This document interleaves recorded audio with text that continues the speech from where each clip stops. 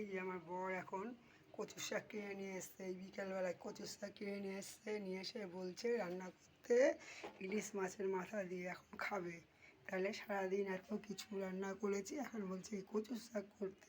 আমি বলেছি আর থাকবো না, ওর সঙ্গে সংসার করবো না, আমি বাপের বাড়ি চলে যাবো। আর থাকবোই না, কারণ এরকম অত্যাচার মানুষের সহ্য হয় না। তার মধ্যে বিরক্ত লেগে যাচ্ছে। দেখুন তো, এই সবে ঘুম থেকে ও একটু শুয়েছি, শুতেও সময় পাইনি এখনও। এখন বলছে কচুর শাকগুলো রান্না করতে।